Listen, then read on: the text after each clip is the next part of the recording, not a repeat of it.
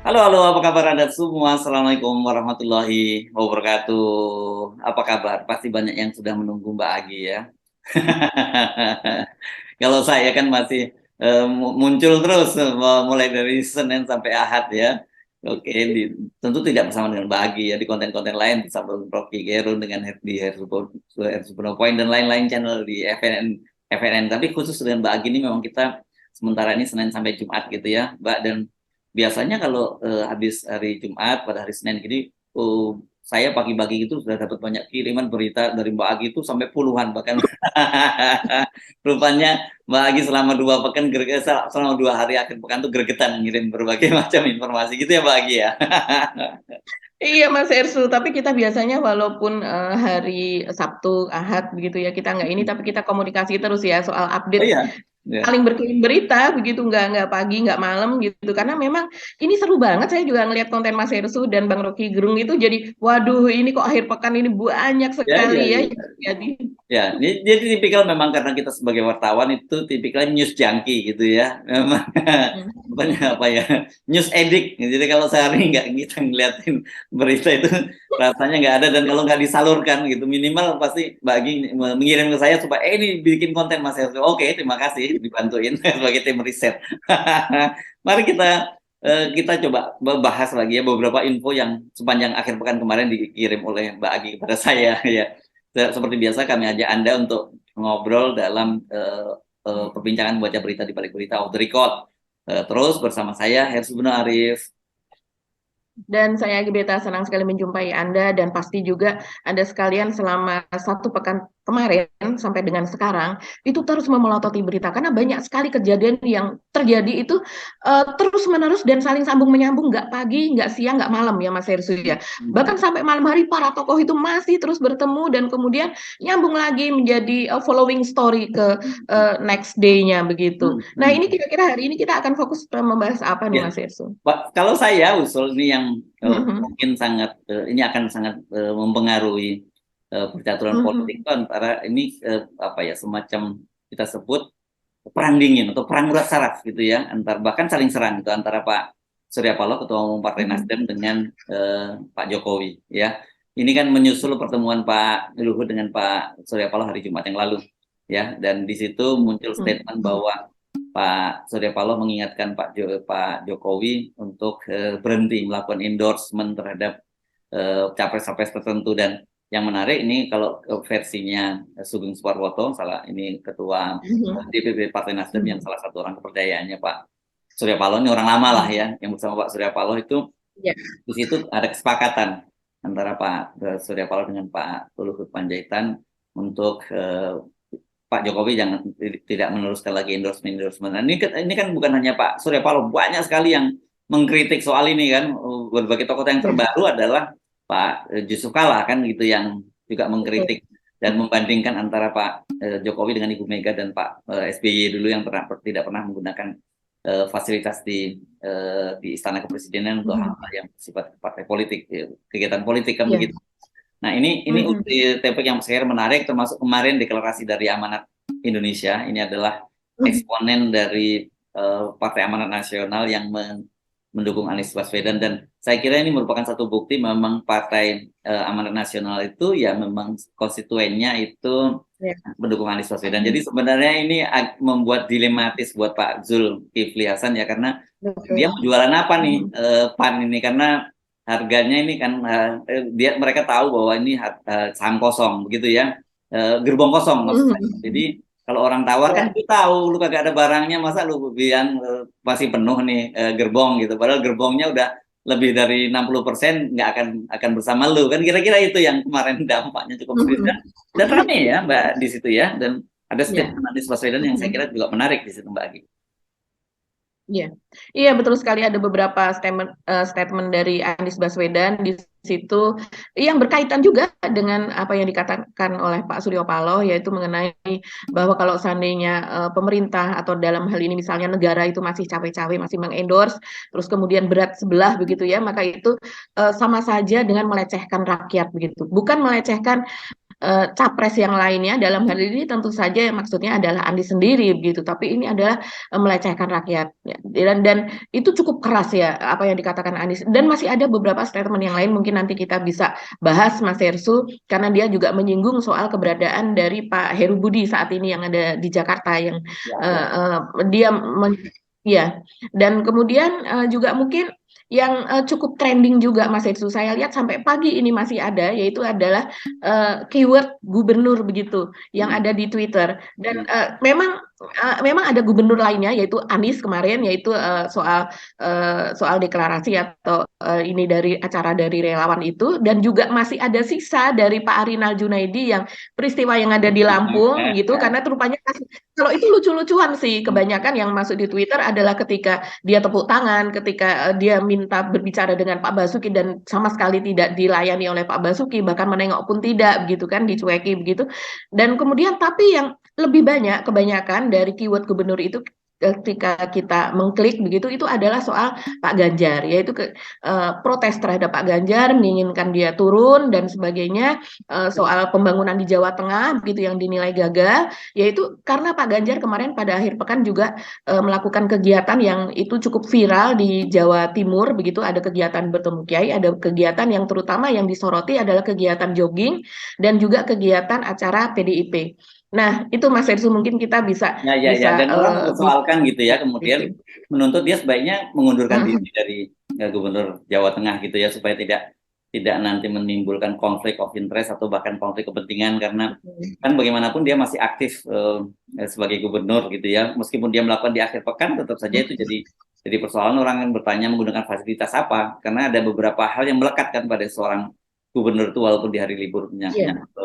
protokoler, pengamanan dan sebagainya itu masih jalan. Apakah itu menggunakan APBD atau menggunakan dana pribadi? Tapi daripada menimbulkan hal semacam dugaan-dugaan dan fitnah, ya sebaiknya memang betul Pak Ganjar mundur sajalah sebagai sebagai gubernur Jawa Barat. Karena orang kan kemudian saya baca juga membanding-bandingkan dengan Anies Baswedan ketika masih jadi gubernur DKI Jakarta, kan dia betul-betul membatasi diri untuk melakukan aktivitas. Ada, tetapi mungkin tidak semasif Ganjar Pranowo sekarang, karena Ganjar Pranowo memang sudah dideklarasikan sebagai calon presiden. Ya saya kira fair aja mundur saja gitu ya. Tapi saya ngamati ada tagline yang digunakan oleh Ganjar, glory glory itu ya yang digunakan itu ya, yang untuk glorifikasi. Padahal glorifikasi ini kan sebenarnya konotasinya negatif loh sebenarnya kalau kita artikan itu kan seperti bubble ya, glorifikasi namanya itu kan Ya. ya Tidak sesuai dengan kenyataan yang yes, ya, sebetulnya ya. begitu. Ya, gloriousnya beda, tapi glorifikasi itu negatif jadinya gitu. Oke, mari kita bahas. Silakan, bagi dari mana kita enaknya nih memulainya ya. Sepertinya yang tema utama dari apa kita bisa katakan perseteruan atau saling ini antara Pak Surya Paloh dengan Pak Jokowi itu lebih menarik sih. Itu karena itu masih akan bergulir saya rasa, dan kemudian Pasti. akan menjadi besar masih karena memang kemarin pada saat seusai pertemuan antara Pak Surya Paloh dengan Pak Luhut itu kan memang bersepakat akhirnya mereka berdua bahwa next mereka harus bertemu bertiga dengan Pak Jokowi. Sementara kita lihat Pak Jokowi seperti menghindar Pak Surya Paloh. Sementara Pak Surya Palohnya malah justru menginginkan ini agar diklarifikasi. Dia menginginkan dan desakan dia agar Pak Jokowi tidak melakukan endorsement terhadap para calon kepada Pak Prabowo dan juga kepada Ganjar. Itu tampaknya memang betul-betul sesuatu yang yang sangat kuat sekali, yang dimana Nasdem memang betul-betul sepertinya menginginkan agar itu tidak terjadi lagi gitu. Ya, saya kira ini mulai menyerang ya Pak Surya Paloh gitu, karena dia merasa selama ini kan kelihatannya Pak Surya Paloh mencoba menahan diri. Dia selalu menyatakan bahwa Nasdem itu bagian dari pemerintahan Jokowi Ma'ruf dan akan mengawal sampai tahun 2024 gitu tuh. Dia selalu kan kalimat-kalimatnya pokoknya kalimat netral, dia menyebutkan hubungan dia dengan Pak Jokowi itu sudah seperti adik dan kakak kan begitu ya. Dia mengingatkan dulu siapa yang pertama kali termasuk mengusung Pak Jokowi, kan selalu diingatkan semacam itu oleh Pak Surya. Tapi kelihatannya sudah mulai meninggalkan itu ya, dengan dia bertemu dengan Pak Luhut dan menyatakan dia mengingatkan agar berhenti Pak Jokowi melakukan endorsement kan gitu. Dan yang terbaru saya kira nanti wawancaranya dengan CNN ya, yang kapan ditayangnya Mbak? Sore ini ya, malam ini ya mungkin ya. Senin malam, ya Senin malam nih, tanggal 8 Mei Senin malam. Saya rasa menarik. Sudah filler-fillernya sudah disebarkan dan kita juga dapat info-info Iya.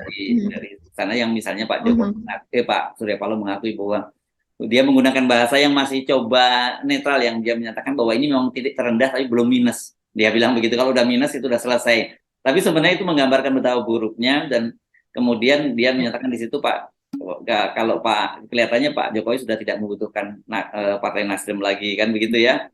Itu kan pernyataan dari Pak Surya Paloh. Tapi yang menarik juga di situ dinyatakan, ini saya kira ini semacam ancaman halus dari Pak Surya Paloh, yang dia menyatakan, dia mengingatkan, oke, tapi apakah memang sekarang tidak butuh lagi dengan Nasdem, tetapi setelah nanti dia tidak jadi presiden, gitu, apakah Pak Jokowi itu tidak membutuhkan partai politik? Nah, saya kira ini ancaman yang serius dan itu benar, gitu ya. Apalagi dengan situasi sekarang ini kan, ketika hubungan antara Ibu Megawati dengan Pak Jokowi tegang, kan begitu, itu kan saya kira kemudian menyusul diambil alihnya atau hostile takeover terhadap Ganjar Pranowo, kan begitu. Saya kira ini menarik bagaimana masa depan Pak Jokowi kalau di akhir jabatannya ini dia justru banyak membuat semacam permusuhan dengan partai-partai politik, dan itu partai-partai politik yang cukup besar, PDIP dan Nasdem. Sementara kita tahu, oke lah kalau Pak Jokowi sudah jadi presiden, ya sudahlah, dia bertapa di Karanganyar karena rumahnya kan rumah yang dari fasilitas negara diberikan tahan di sana, bukan di Jakarta seperti ini. Simbol katanya Pak Jokowi yang pengen pulang kampung, tidak lagi di Jakarta, tidak cawe-cawe urusan politik, kira-kira gitu kan sebenarnya message yang mau disampaikan. Walaupun sebenarnya presiden tanpa uang dari negara itu pasti juga dia punya rumah yang udah properti di Jakarta yang memadai. Tapi kita harus ingat masih ada kelanjutan dinasti dari Pak Jokowi yang harus diselamatkan. Misalnya bagaimana dengan Bobi Nasution di Medan, bagaimana dengan Gibran di Solo, dan juga Kaisang yang juga punya ambisi untuk menjadi masuk ke birokrasi pemerintahan dengan menjadi wali kota Solo menggantikan Gibran, gitu kan. Saya kira ini mesti dikalkulasi, dan Pak Surya Paloh ini dengan tepat gitu memahami dilema itu, dan setelah ini mulai melancarkan semacam cyber gitu pada Pak Jokowi. Nah, ini kan berkaitan dengan saja posisi Nasdem di kabinet, gitu. Saya mendengar kabar katanya bahwa ini kasusnya Pak Joni G Plate ini betul-betul akan dilanjutkan gitu oleh pemerintah, dan kita lihat karena sampai sekarang masih ditahan-tahan, tapi sumber-sumber di kejaksaan misalnya menyebutkan ini kuat loh kasusnya, gitu. Jadi ini kalau dari sisi hukum kuat, ini tinggal dari sisi masalah politik, gitu. Dari politik ada go, ya ini go, gitu. Jadi kalau dari sisi politiknya nggak go, dia mundur. Nah, ini tergantung dari pertemuan Pak Surya Paloh. Dan sudah lama kan sebenarnya partai-partai politik koalisi Pak Jokowi itu mendorong agar Nasdem itu segera ditendang dari kabinet. Kan gitu ya, kita lihat perkembangan terbarunya, termasuk kemarin partai misal P3, PAN, yang bilang ya kalau nggak dibutuhkan dia sudah keluar dari kabinet saja, kan begitu. Nah, tetapi yang menarik itu, dalam situasi tegang semacam ini kok tiba-tiba saja Menteri Pertanian Syahrul Yassin Limpo, kader Partai Nasdem yang dulu paling awal disebut-sebut diminta untuk di reshuffle ya. Reshuffle. Ini PDI jelas menyebut namanya ya kan, PDI komisi berapa sih kalau Menteri Pertanian, komisi 6 atau komisi 4 ya, saya lupa ini.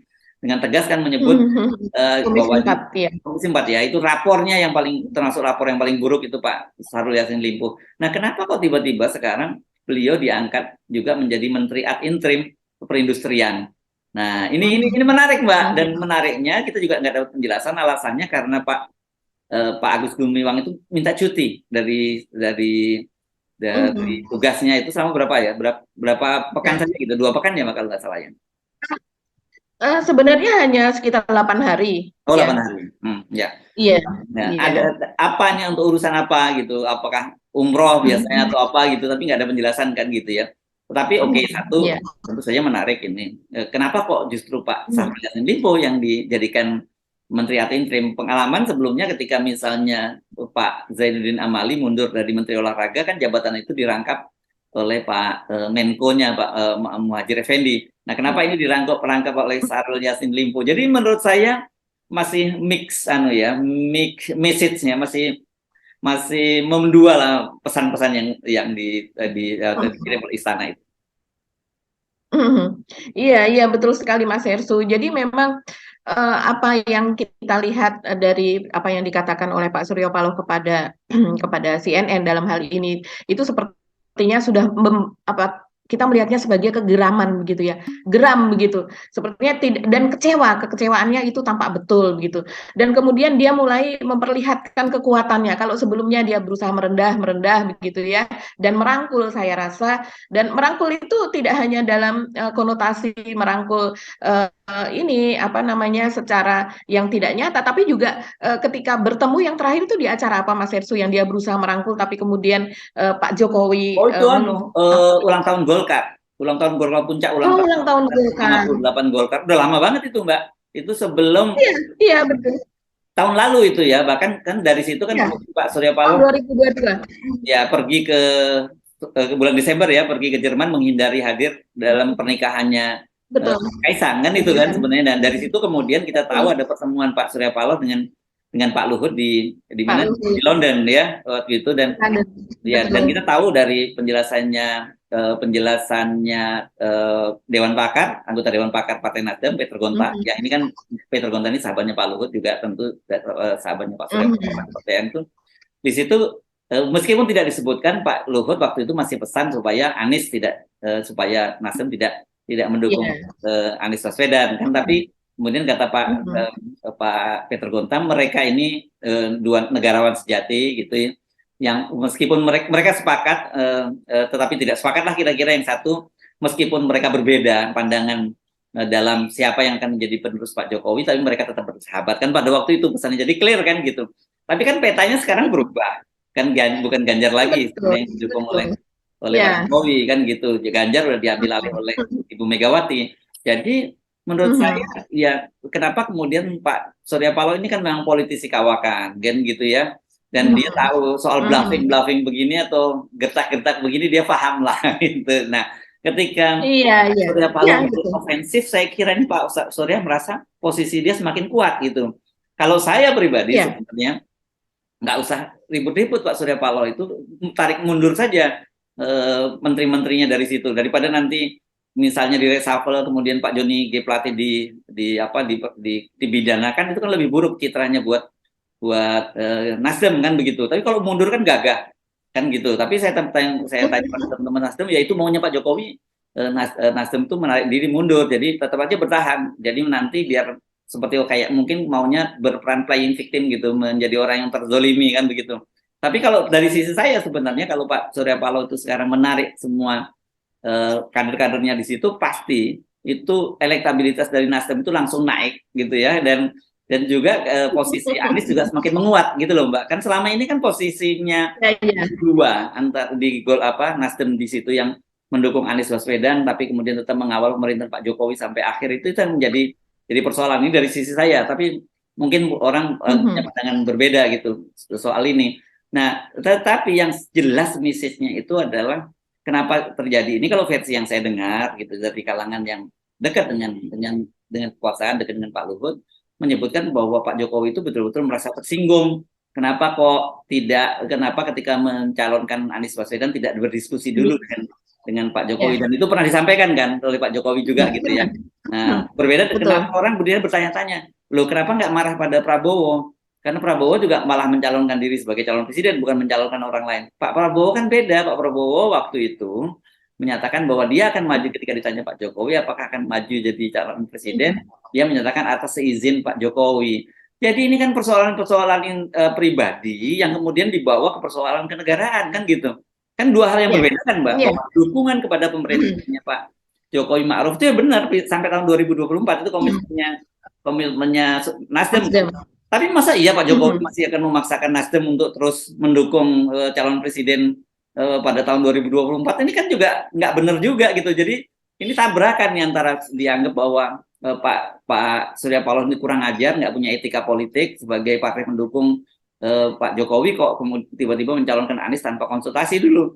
Gitu. Tapi satu sisi loh, apa Ya. urusannya Pak Jokowi sebagai calon presiden outgoing, gitu kan istilahnya ya, calon presiden outgoing yang akan segera meninggalkan jabatannya masih cawe-cawe dan merasa dilangkahi oleh Nasdem kan gitu Mhm. kira-kira Mbak ya.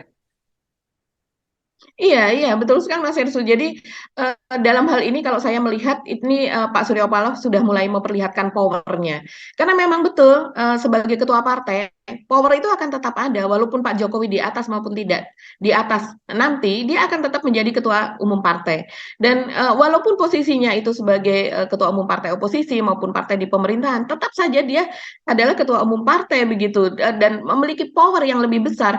Dan kita lihat sebagai presiden yang sudah Mas Hersu, ini memang posisi Pak Jokowi walaupun ketika memerintah itu dia betul-betul mengendalikan begitu ya, baik itu sesuai dengan etika maupun menabrak etika. Kita melihat kan karakter Pak Jokowi seperti itu begitu, sampai ke hal-hal kecil dia ikut cawe-cawe begitu. Dan kemudian kalau kita melihat coba dari presiden kita yang sudah lalu, memang kita melihat misalnya Ibu Mega begitu kan, dia kan memang juga ketua umum partai, jadi dia kuat Mas Yesu, ketika dia tidak terpilih lagi pun dia tetap powerful begitu. Begitu juga dengan Pak SBY. Dan kemudian juga Pak JK yang menjadi wakil presiden selama 2 kali walaupun bukan presiden, dia tetap dihargai sampai saat ini pun dia masih terus disowani begitu, karena memang Pak JK dia pernah menjadi ketua umum Partai Golkar begitu, dan tetap menjadi sesepuh Golkar. Dan kemudian ya ini memang hanya Pak Jokowi begitu yang tampaknya harus dia memiliki pegangan yang sangat kuat nanti sesudah dia tidak menjabat lagi, karena dia menjadi nothing, nobody begitulah, bukan nothing ya, tapi menjadi nobody dalam hal power itu tadi begitu. Dan dia harus merasa harus mendapatkan komitmen ini dari para calon begitu, bahwa nanti keluarganya, anaknya dan sebagainya itu akan safe lah, dia akan bisa dikatakan dia akan landing itu dengan baik begitu. Dan kemudian ya menitipkan keluarganya dalam hal ini. Ya, dia harusnya baik-baik kan gitu ya. Kan sumber kekuatan Pak Jokowi itu sekarang jelas satu, bahwa dia itu presiden. Dan dia itu punya semua rahasia orang lain, dan dia bisa melakukan sandera politik. Itu yang terjadi kan begitu ya. Bahkan mungkin bukan hanya terhadap partai-partai yang sekarang ada di pemerintahan itu, yang sekarang seperti terhadap Nasdem dan sebagainya, pasti dia juga punya kartu Pak Jokowi kan gitu. Tapi selama beliau menjadi presiden kan begitu. Dan kedua tentu saja kekuatan oligarki yang mendukung Pak Jokowi. Tetapi harus diingat nanti bahwa ketika dia tidak jadi presiden, apakah oligarki masih mendukung Pak Jokowi? Jawabannya pasti tidak. Tidak ada kepentingan apapun gitu ya. Tetapi kalau partai politik seperti Ibu Megawati dan sebagainya, seperti ada sebut Pak SBY ataupun Pak Surya Paloh, yang memang Pak Surya Paloh bukan mantan presiden, tapi dia tetap akan diperhitungkan kan begitu. Jadi menurut saya ini dalam posisi sebenarnya Pak Surya Paloh ini di atas angin lah gitu ketika berhadapan dengan Pak Jokowi, meskipun kita tahu nih sebagai gambler ini mereka akan bermain seperti itu. Bagaimana memainkan kartu-kartu itu? Jelas kalau dari sisi politik Pak Surya Paloh itu sekarang salah satu politisi paling senior ya yang ada ya di luar Ibu Megawati. Saya kira sekarang ya siapa di pemerintah kalau di pemerintahan di partai-partai koalisi yang Pak Jokowi yang paling Pak Surya Paloh ya senior, bahkan di atas dia sama dibandingkan Pak Prabowo juga masih dalam pengalaman politiknya masih senioran Pak Surya Paloh. Makanya kan selalu menyatakan bahwa ini senior. Pak Airlangga selalu nyebut gitu bahwa dia seniornya Partai Golkar gitu. Nah ini menarik persatuan ini, kita tunggu seperti apa perang urat saraf ini kan gitu. Nanti biasanya itu akan ada ada titik temu atau bahkan titik pisah akhirnya semacam itu.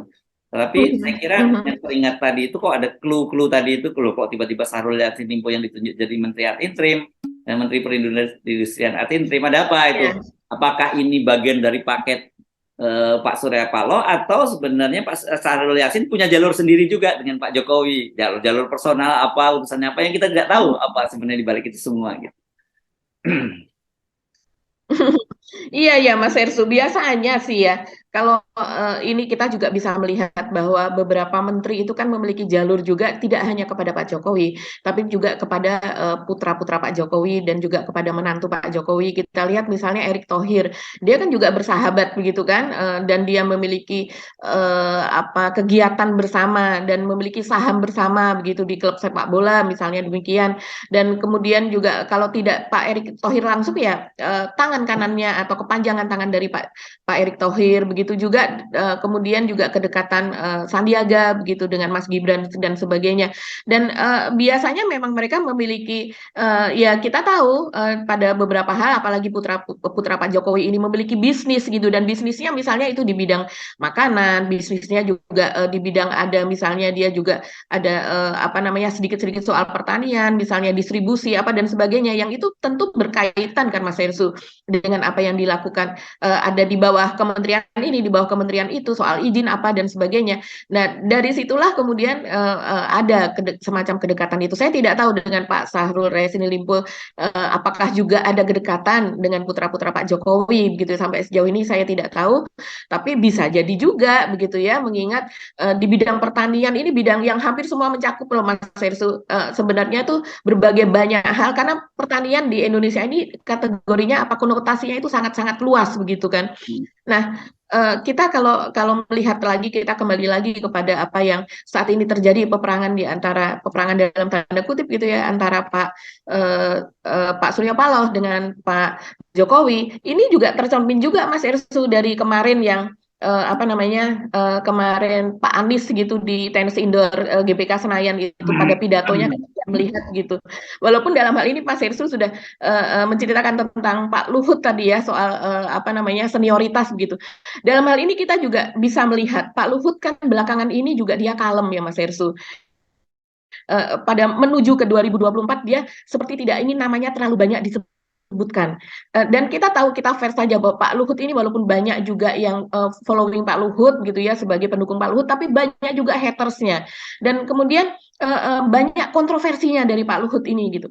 Sebenarnya agak aneh juga kalau Pak Luhut tidak banyak muncul, karena dia diberi tugas itu sampai 27 jabatan atau 30 jabatan begitu kan, yang semestinya itu akan banyak laporan, itu akan banyak perkembangan dan sebagainya. Tapi saya lihat Pak Luhut kok belakangan ini jadi kalem ya. Terus kemudian dalam hal ini dia menemui Pak Surya Paloh pun itu sebenarnya tidak, kalau saya sendiri pribadi melihat, tidak hanya Pak Jokowi dalam hal ini ingin menitipkan begitu ya, sesudah ini apa yang terjadi supaya saya tidak terlalu banyak begitu banyak masalah nanti sesudah saya turun. Pak Luhut pun juga sepertinya mengerjakan itu begitu, karena Pak Luhut kan bilang bahwa nanti sesudah 2000 dia tidak akan naik lagi.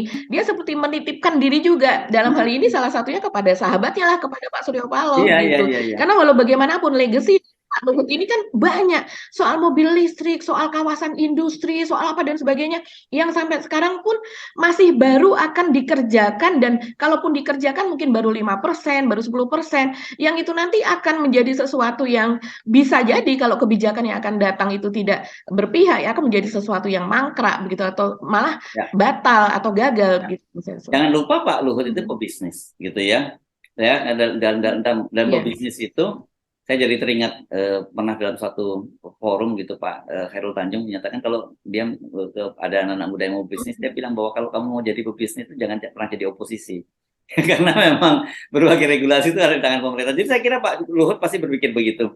Nah, kalau dengan Ganjar saya kira sekarang Pak Luhut itu lebih tegas dibandingkan Pak Jokowi. Kenapa? Karena tidak mungkin dia mendukung Ganjar. Karena hubungan yang semua sudah jadi rahasia umum Pak Luhut dengan Ibu Megawati itu kan nggak pernah ketemu lah gitu. Pak Luhut mencoba berkali-kali minta ketemu dengan Ibu Megawati kan, salah satunya momen ketika waktu di Bali ya, waktu itu dia menemui Puan Maharani kan, pada ada fotonya juga ya Mbak ya, di menjelang apa ya, menjelang KTT G20 ya waktu itu. G20. Oh, G20. Ya G20 itu. Nah, itu kan nggak berhasil juga. Cuman sekali waktu kita pernah lihat Pak Luhut dalam sebuah forum di satu panggung itu di mana di ABSI, ya. Ketika ABSI ya, forum ABSI. Tapi pada waktu ulang tahun PDIP misalnya, ulang tahun ke-50 PDIP di Kemayoran kan semua menteri ada di situ, termasuk Pak Luhut, termasuk bahkan Wakil Presiden Pak Ma'ruf Amin hadir, tapi Pak Luhut kan nggak kelihatan waktu itu. Jadi saya kira pilihannya kalau sekarang dengan peta 3 orang ini, ya Pak Luhut itu pasti prioritas utama pilihannya ke Pak Prabowo, karena bagaimanapun mereka ini sama-sama pasukan Baret Merah, sama-sama satu komando, dan Pak Luhut itu seniornya Pak Prabowo ketika di Den 81, 81 anti teror dulu Pak Luhut itu Hmm. komandan batalionnya gitu, ketua batalion atau apa ya, Din 81 itu mungkin bukan batalion tim lah, pokoknya komandan Din 81, Pak Prabowo itu wakilnya kan gitu. Jadi mereka masih Hmm. bisa cincai lah. Dalam beberapa kali kan juga sering kita lihat bagaimana sikap hormat Pak Prabowo kepada Pak Luhut ya. Yang terakhir ketika Betul. Pak Jokowi melakukan Hmm. kunjungan ke Singapura, ada fotonya Pak Hmm. Prabowo memberi hormat pada Pak Luhut. Nah itu dia. Yang kedua, saya kira Hmm. sebagai seorang pengusaha, dia juga berpikir dia tidak ingin membakar Hmm. jembatan dong dengan Anies Baswedan. Siapa tahu Iya, nanti Anies Baswedan ini tidak berhasil dihalang-halangi oleh mereka gitu, betul. dan dia jadi presiden, Hmm. tentu dia harus berbaik-baik gitu. Meskipun ada story nggak enak Hmm. dulu ketika di Pilkada DKI Jakarta kan, Pak Luhut juga Hmm. Iya. sempat dalam tanda petik mengancam Anies dan Hmm. Sandiaga Uno soal soal reklamasi pantai utara Jakarta. Tapi sebagai Iya. seorang selain seorang jenderal kan Pak Luhut sekali lagi seorang pebisnis, dan seorang pebisnis itu lebih luas, Hmm. pragmatis lah kalau Hmm. gitu. Orang sering anggap pragmatis itu dalam konotasi yang negatif, nggak selalu seperti itu. Karena bagaimanapun untuk kepentingan Hmm. bisnisnya, seperti kata Pak Hairul Tanjung tadi, ya nggak boleh jadi oposisi lu. Nanti kayak Jack Ma segala macam, walaupun kaya raya di Cina, kita sempat juga bermasalah dengan pemerintah Cina, ya bisnisnya bisa berantakan. Walaupun belakangan sekarang pemerintah Cina kembali merangkul Jack Ma gitu ya, karena dianggap dia bagaimanapun juga sangat penting buat Cina. Itu kira-kira posisinya Pak Luhut, posisi Pak Surya Paloh, dan juga Anies Baswedan. Nah, kita sekarang ngomongin Ganjar ya, yang saya kira juga cukup menarik untuk perkembangan terbaru gitu. Saya serahkan ini kalau Pak Ganjar ini sebagai loversnya atau hatersnya saya nggak tahu, atau Iya, iya. love and hate gitu dengan Ganjar Pranowo. Iya, iya. Iya Mas Mas Ersu. Jadi ini sampai dengan hari ini ya, saya lihat sih pagi menjelang siang itu keyword atau kata kunci gubernur itu masih menjadi trending topik di Twitter. Dan setelah kalau seandainya kita klik, itu lebih banyak memang Pak Ganjar yang disoroti. Kan sama-sama gubernur Ganjar gitu ya. Tapi di dalamnya juga ada terkandung gubernur Anies, karena kemarin pidato Anies itu rupanya cukup viral, Mas Ersu. Dan kemudian yang satu lagi tetap Gubernur Arinal gitu. Itu masih ada sisa-sisa dari yang kejadian pekan lalu. Tapi kalau ini lucu-lucuan dan memang meme begitu banyak Kasihan di sekali. Lampung ini, sebuah daerah yang pernah saya tinggal dan besar di sana ya. Oke. Iya, iya. Dan kalau kalau Pak Anies begitu Mas Hersut, ini masih ngomongin soal gubernur begitu ya. Mungkin ini ada kaitannya dengan yang tadi. Yang cukup viral adalah selain rupanya ini sudah kompakan ya antara Pak Surya Paloh dengan Pak Anies. Karena selain Pak Surya Paloh itu terus kemudian diwawancari oleh CNN, begitu juga pernyataannya kepada Pak Luhut yang kemudian dibocorkan begitu ya, dinyatakan oleh Pak Sugeng Suparwoto. Itu juga Anies kemarin ada saya kutip ini Mas Hersu, dia ketika mengatakan itu bahwa soal endorsement dari pemerintah itu nantinya malah akan berbuah itu melecehkan apa dikatakan itu sama saja dengan melecehkan rakyat begitu. Dia mengatakan demikian. Nah, ini sangat-sangat ini ya Mas Hersu, kita coba kita lihat selain itu dia juga mengatakan begini, kita berhadapan dengan sebuah kompetisi gagasan begitu. Terus kemudian juga sebaiknya yang dilihat itu adalah rekam jejak. Yang lihat adalah rekam jejak dan berini ide gitu. Dan kemudian dia mengatakan juga soal Gubernur DKI misalnya ya, yang itu kan memang di-endorse oleh Pak Jokowi, dia mengatakan bahwa sebaiknya sebagai Gubernur DKI ya silahkan saja kalau seandainya apa yang sekarang ini dilakukan begitu ya, seperti dia Anies merasa bahwa apa legacy yang selama ini dilakukan itu seperti ditiadakan begitu Mas Hersu, tapi orang akan tetap melihat rekam jejaknya begitu. Sementara kalau untuk intervensi itu tadi yang senada dengan Pak Surya Paloh, dia mengatakan kalau negara sampai intervensi namanya negara sedang melecehkan rakyat Indonesia. Rakyat Indonesia sudah matang, mampu menentukan kepada siapa kewenangan itu dititipkan, tidak perlu intervensi. Kami ini mengajukan diri dengan gagasan apa dan sebagainya. Itu sama saja dengan yang selama ini dia katakan. Nah, itu yang kalau saya rasa ini cukup apa ya Mas Ersu, cukup signifikan. Dan kalau untuk kategori Anies yang biasanya dia tidak terlalu kapan namanya on target begitu, apa yang dia katakan saya rasa cukup ini. Nah, yang satu lagi, sementara kalau Ganjar ini saya cukup prihatin sih Mas Ersu melihatnya ketika kemarin Pak Ganjar melakukan safari begitu ya di Jawa Timur, di Surabaya, terus kemudian di Jember, gitu kan, itu pada saat yang sama sebenarnya Anies juga ke sana, gitu. Tapi yang lebih viral itu lebih viral justru Pak Ganjar. Tapi ketika kalau kita amati, ternyata lebih viralnya ini lebih banyak negatifnya, Mas Irsu. Ini kalau seandainya kita lihat dari komentar-komentar netizen yang ada, terutama misalnya ada yang ada di Twitter. Karena biasanya di Twitter itu orang berkata itu lebih lebih apa ya, lebih to the point gitu, tega banget gitu, Mas Irsu, kalau saya melihatnya sih. Dan kemudian bahkan ada yang menghitung dari netizen yang menghitung bahwa sekitar 90% biasanya Pak Ganjar ini kan banyak sekali followernya begitu ya. Ya baik yang di IG maupun yang ada di Twitter begitu, maupun ada yang di FB. Tapi saat ini itu komentar negatif itu sekitar 80%, 90% itu menghiasi komen-komen dari unggahan Pak Ganjar. Jadi Pak Ganjar ini melakukan jogging kan. Sebenarnya dia apa yang ditulis itu cukup sederhana saja gitu soal joggingnya tersebut. Tapi kemudian netizen ini membalas begitu dengan mengingatkan bahwa Pak Ganjar ini masih menjadi gubernur Jawa Tengah, kemudian banyak sekali kerusakan jalan, infrastruktur, terus kemudian soal buta huruf gitu ya, yang masih tidak jauh beda dengan Papua, terus kemudian yang UMR atau UMP dan UMK Jawa Tengah itu yang masih terendah di seluruh Indonesia. Netizen mempertanyakan apakah nanti sesudah menjadi gubernur itu akan dibuat sama provinsi-provinsi lain yang sudah lebih maju, yang sudah lebih baik akan dibuat sama seperti Jawa Tengah dan sebagainya. Ini saya lihat ini keras sekali reaksi terhadap Pak Ganjar. Kita lihat saja beberapa saja, Mas Irsu ya. Ini seperti orang ada yang mengingatkan seperti ini. Bumiayu Kali Gua Kabupaten Brebes, jalan rusak Doro, lari paginya di sini saja. Seperti itu. Terus kemudian berturutan ada yang mengatakan demikian. Saya hargai Bapak sebagai gubernur Jateng tempat saya tinggal. Tapi kok lama-lama saya jengkel juga. Anda itu masih gubernur Jateng, Pak. Ingat, terserah mau nyapres, urusan. Tapi ini konteksnya Anda itu masih kepala daerah, Pak. Gak usah keliling Indo, beresin Jateng dulu, gitu. Terus kemudian yang mengatakan juga, doyan bener caper di daerah orang, padahal doi punya tanggung jawab di daerah sendiri. Doi masih menegaskan bahwa rumput tetangga terlihat lebih hijau dari rumput sendiri. Orang kayak gini menandakan bahwa dia tidak loyal atau setia, tidak percaya diri dengan apa yang dia punya dan tidak pernah merasa bersyukur.